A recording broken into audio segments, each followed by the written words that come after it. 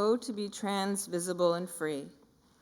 Oh, to be trans, visible, and free, how I long for a world where I rise and shine, or rise and cry, but regardless, stepping out my front door doesn't feel like an act of bravery, a chance for me to be as authentically trans as I can be for everyone else, and a little for me.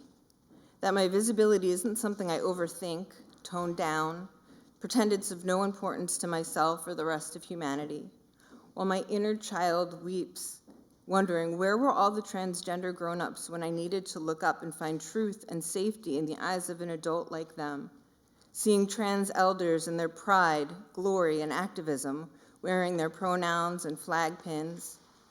On any given day, my visibility can mean so many things: misgendering, exclusion, confusion, discrimination, unwelcome glares, and an expectation of an explanation about my gender identity and that of the entire trans population. Feelings of shame, exhaustion, enough to force me back inside to hide. Hiding the parts of me that are my authenticity, the parts that often allow a small child who meets my gaze or catches my smile to truly see me, maybe seeing parts of themselves in me.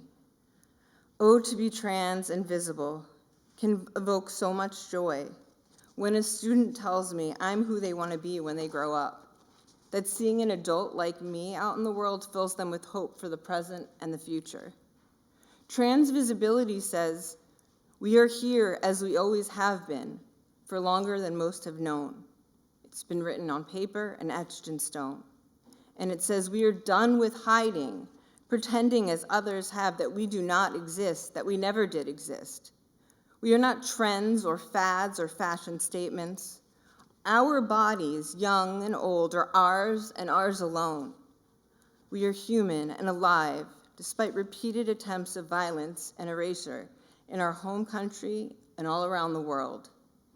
It is often empowering to be trans and visible, but until that visibility ceases to jeopardize our safety, shelter, travel, access to affirming healthcare, employment, financial stability, food security, our mental and physical well-being, the sports we can play, our education, and so much more, those who dare to be trans and visible in voice, on paper, and in the flesh, we have to continue the work of our ancestors.